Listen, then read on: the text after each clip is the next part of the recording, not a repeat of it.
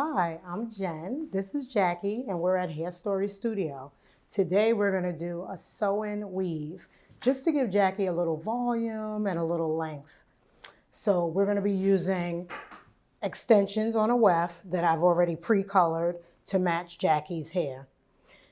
Also, we have thread. This is a nylon thread in a brown color. You can buy these in any shade that you need to match. We're going to first start by sectioning out Jackie's hair.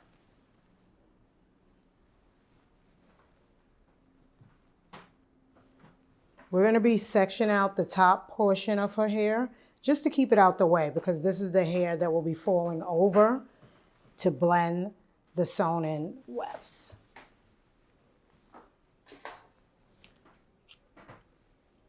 You can just take a basic semicircle around the crown of the hair to move the hair out the way. We'll be starting at the nape of the neck. What I like to do is make a section maybe 2 inches, 1.5 inches to 2 inches wide.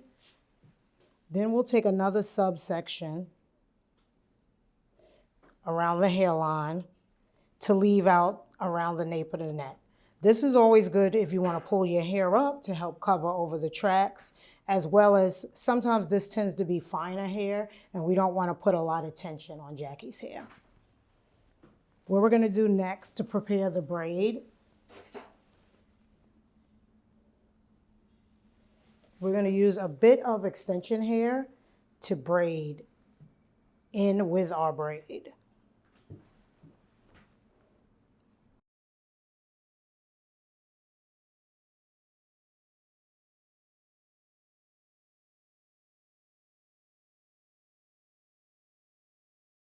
We're adding this piece of hair into the cornrow to give me a little more traction on Jackie's hair as we sew.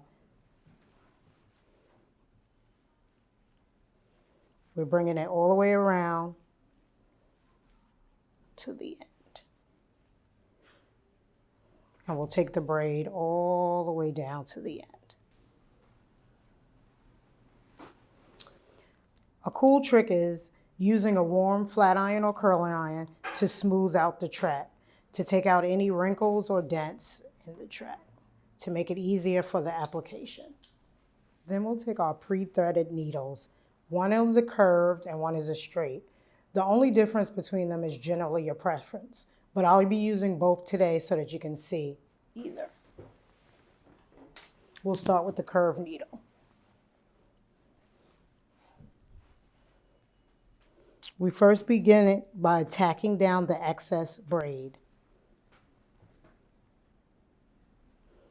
You push it under the braid, and then you slide the needle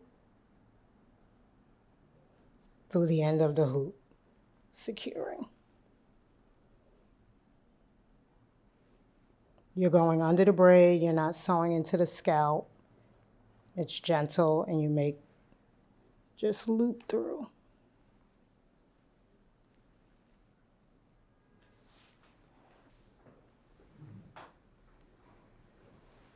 We then are going to secure the end by tying a knot.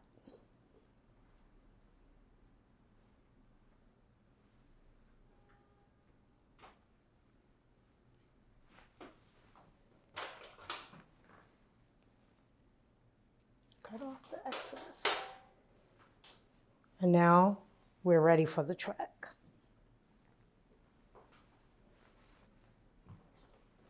Now I'll be using the straight needle. I'm taking it right under the extension braid and I'm going through the track.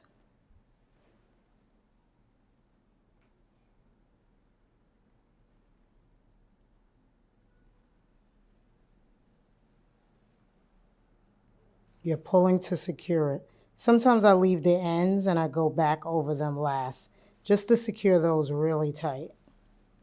So you're doing the same thing as you secure the braid. You're making a loop under and through.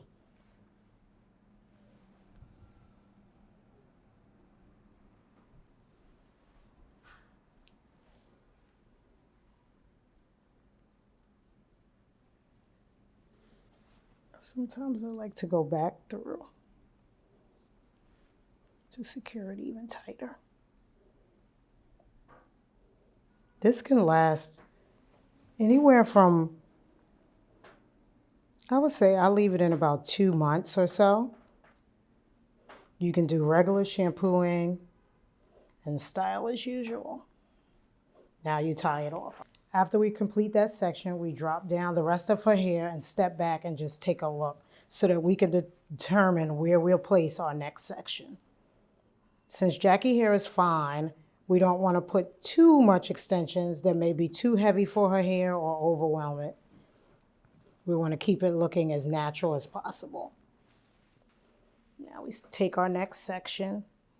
We see about maybe an inch, half an inch. We're going to be placing another smaller track right above the first track with a little bit of hair left out in between. So we do the same thing we've done on our first track. We cornrow and then we sew in.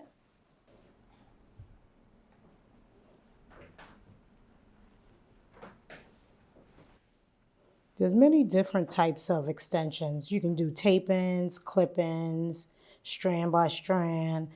This method is nice because it'll give Jackie's hair a bit of a break by having the braids under.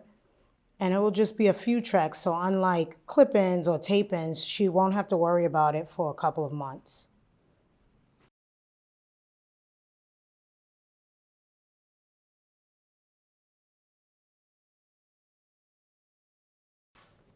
We'll start again with the curved needle. The same thing. Just put the needle under.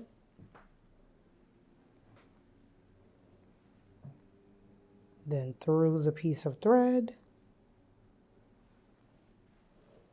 Pull and secure. So under, you're going fully under the braid, pulling it up through the loop, and pull and secure.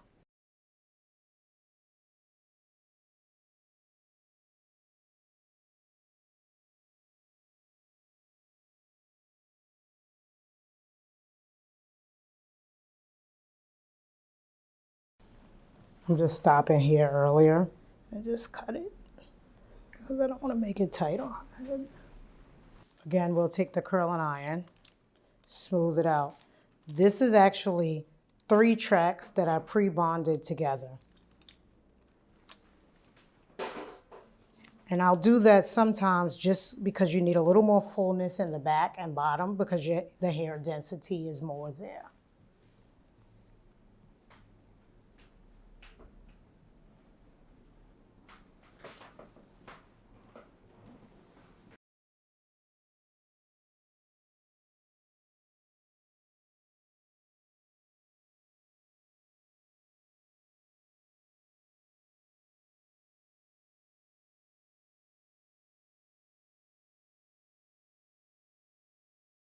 Now we're done with that section, so we drop the hair down again to take a look at it. Wow, look how Jackie's hair is starting to transform. I really want to put one more section right in here to just make this fuller in the back. And this probably will be a much finer weft because as you get closer to the crown area, you want to keep everything really flat. And this is laying really flat and natural, as you see.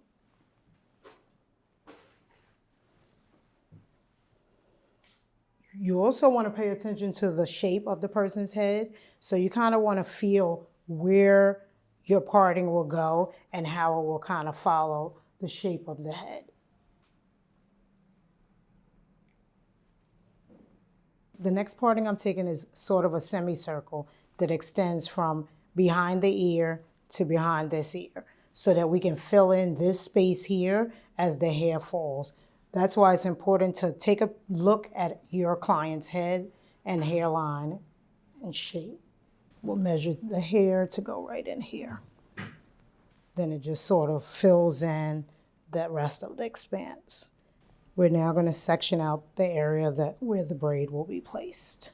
If you feel more comfortable too, you can use clips below if you feel like you need them there to keep the little stray hairs out.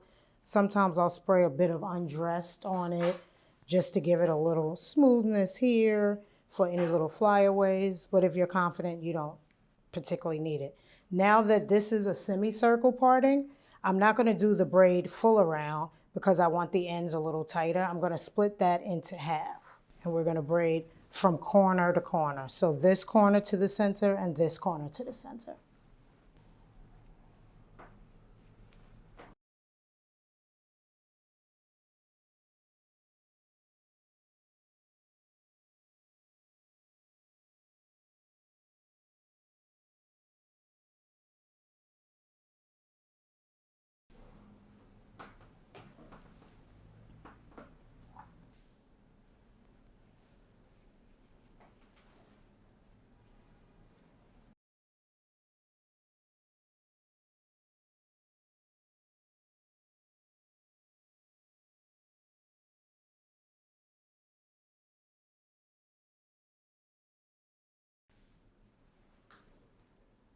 And the reason I sewed them in like this, braided these in like this, is because you want the ends to be really secure as you sew the track onto the hair. So it's easier if you braid it in because it will create tightness at the ends. And then you just crisscross the excess hair and you'll tack it down with your needle and thread.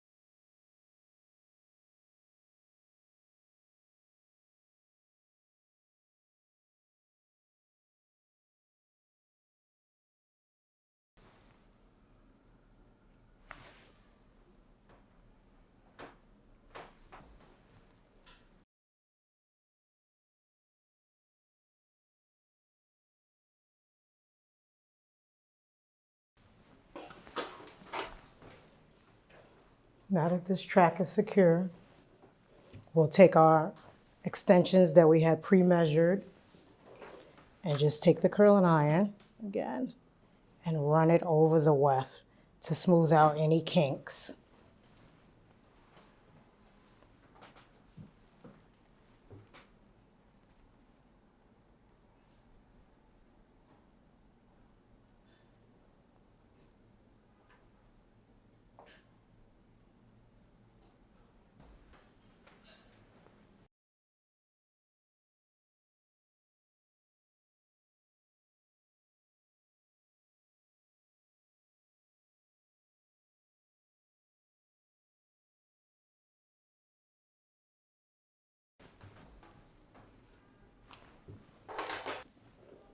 So now we have the tracks in the back. It's laying soft and seamless, super flat and smooth. So just 3 tracks to blend.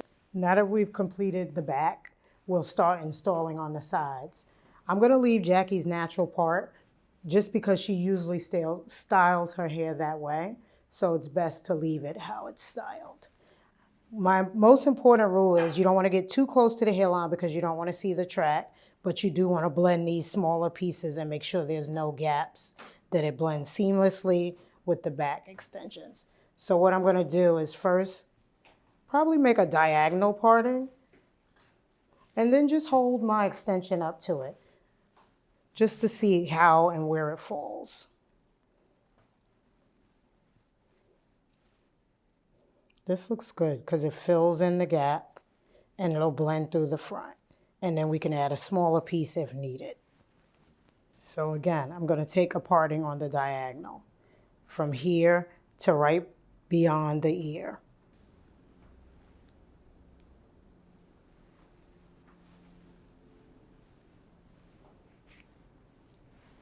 I'm going to measure again to make sure it's right in the position I want. And then we'll start the braid.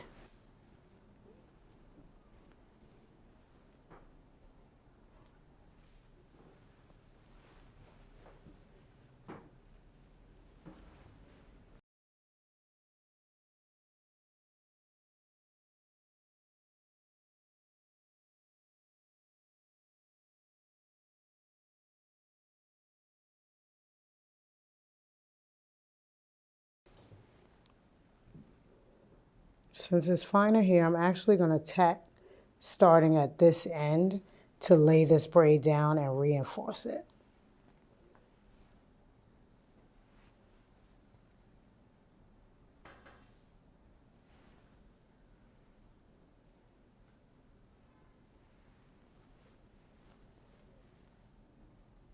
Unlike with the previous braids, I'm going to unloose the ends instead of bringing it back around and tacking it down. I'm going to let some of her hair blend out through. And the reason I could do that without the full thing unraveling is of how I'm reinforcing the ends. So we're going over the ends several times so that it makes a loop and kind of locks it off and prevents the weft from sliding out.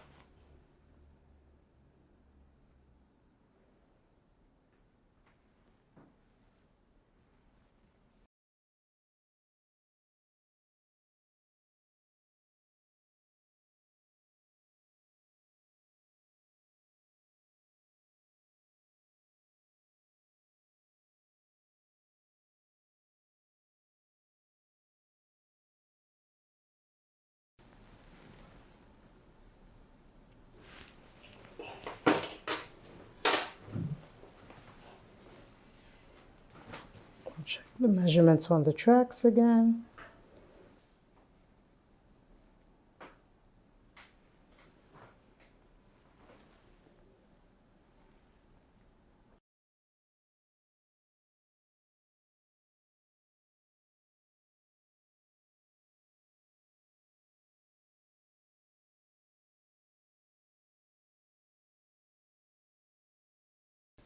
I'll now take out the ends of the braid. This is Jackie's hair blended with some of the extension hair I used to create the cornrow.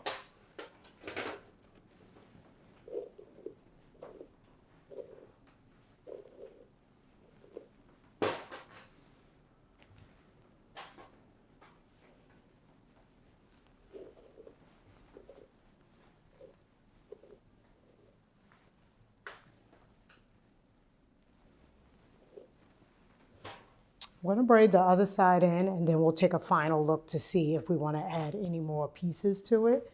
The key is when you're adding extensions, you don't want to add too much hair if it doesn't match the person's hair density.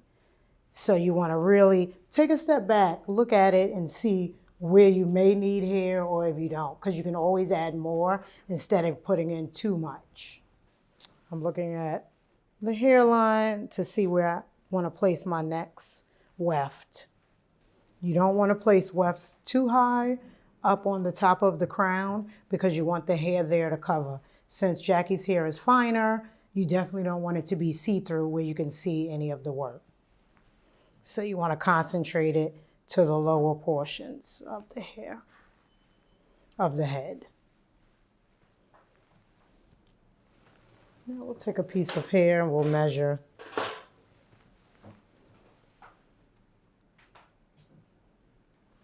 I'll drop down a bit of the hair because I want a little better look to make sure it's not too high up, that it's still easy to cover. Extensions are definitely a higher maintenance type of service, just because you have to really be diligent about brushing, combing, and taking care of your hair. The good thing is using new wash, it won't strip your hair as much, it won't make the extensions slide out, it'll keep them soft and supple.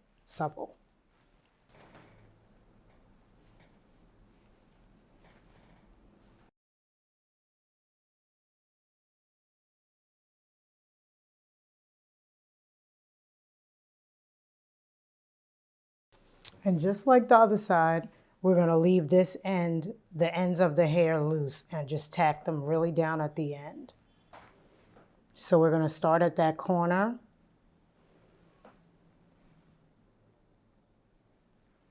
And just really reinforce that area. There's a lot of myths and misconceptions about extensions. Extensions are great for letting your hair have a rest from daily styling. It doesn't have to break your hair if it's installed correctly and it's taken care of. Hence, if you're a person that is not going to style your hair or not going to brush and comb it, extensions probably aren't for you because it will require a little more attention on your part.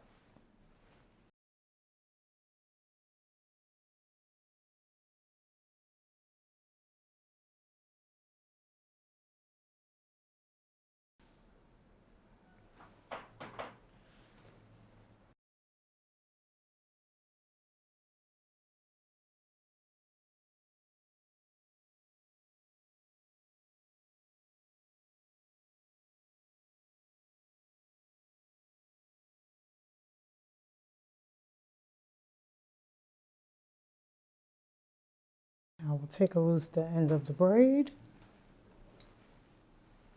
drop down Jackie's hair, and then see if we need any more areas filled in. This is really an important part before you end, just to look through the work and see if there's any little gaps or places you want to fill in before you begin shaping. See how we left Jackie's hairline so she's able to pull it back if she needs to. And the work is covered. I think we're ready to blend it now with the razor. I like how it's falling. I really don't want to add any more pieces as of now. You can always, after you razor cut it or blend it, however you prefer, you can always look back at it again, and if you need to add something in, if you feel like the balance or symmetry is off, feel free to do so. You want to make sure not to cut their hair, but you can see where the hair ends. And I just start off light. I'm not really taking away. Lengthwise, I'm blending out the shape around the face. Since she has the shorter pieces, you kind of want to make that blend in. You don't want a stark, heavy line.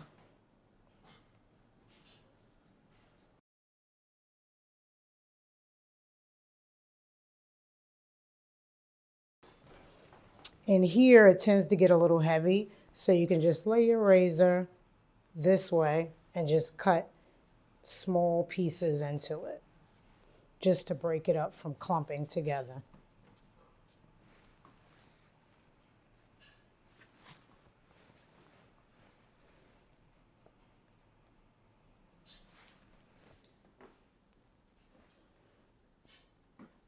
Remember, wherever you see a heavy piece of hair, that always looks unnatural. So you definitely want to take the razor and just pull some of those pieces out.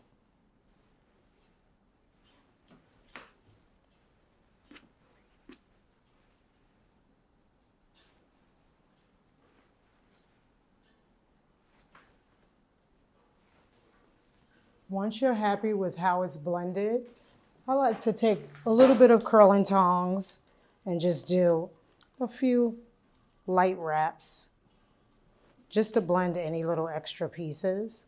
But generally I like to keep it just natural, close to how the person wears their hair. And then I take my favorite hair balm, take a little pump, and just twist out the ends a bit.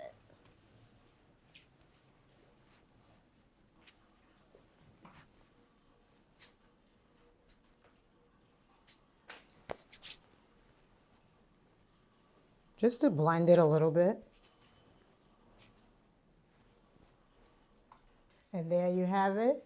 Quick extensions with Jackie. And I like to keep it long. I mean, if you got it, flaunt it. So if you like what we did today at Hairstory, or you didn't, or you want to write us some comments, feel free. Subscribe below. Thank you. Bye.